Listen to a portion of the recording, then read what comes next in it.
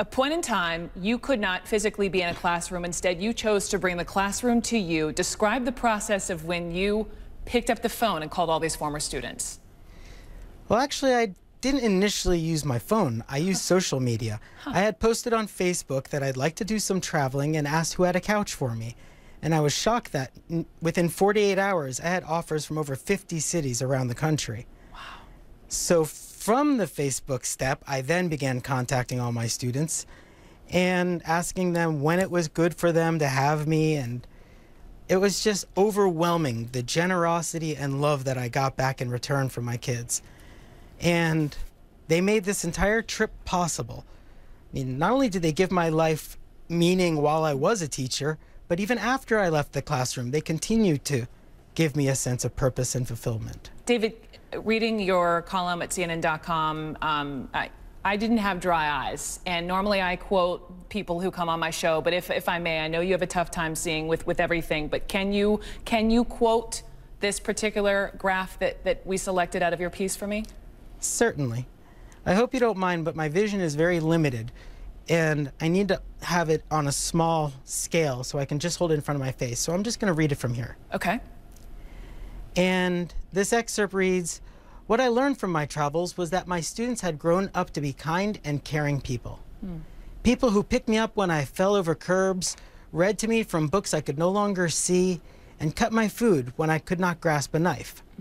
They shared with me their deepest secrets, introduced me to their families and friends, sang to me my favorite songs, and recited my favorite poetry.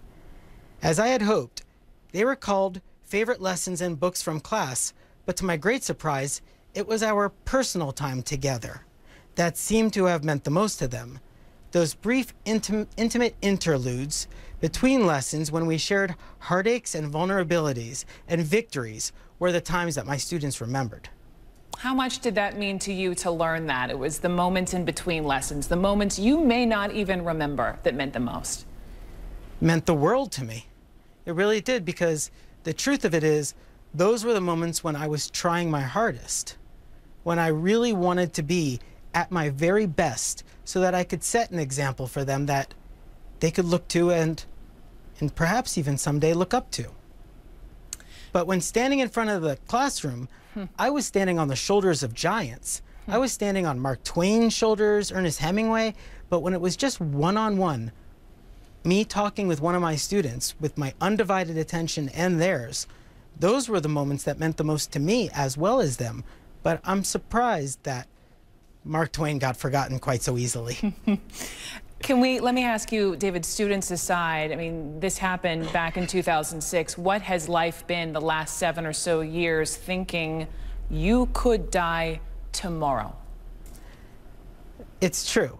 I am one of those people that has had to face my fate squarely. And my reality is that I have a brain tumor and it's not going to go away.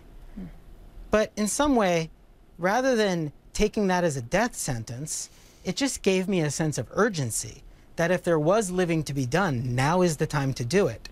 I mean, if I had waited to be fully healthy to take a trip across the country to visit my former students, I never would have gone. But with that sense of limitation on longevity, I got off the couch and went right out to see them. You went.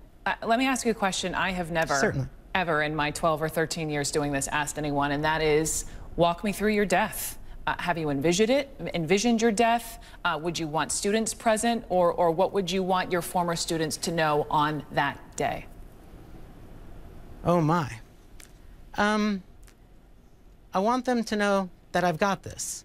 I mean, since we were speaking about Mark Twain earlier, one of his lines that has always resonated with me was, "I was dead for billions of years before I was born, and it didn't hinder me in the least."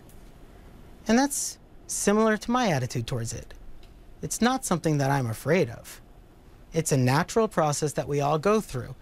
I would rather not die in front of my students, as I do not want to traumatize them. I mean, I would sneak out of my classroom whenever I had a seizure because I didn't want them to see it. And I've done my best to keep my disabilities away from my students because I don't want pity. I don't want sympathy.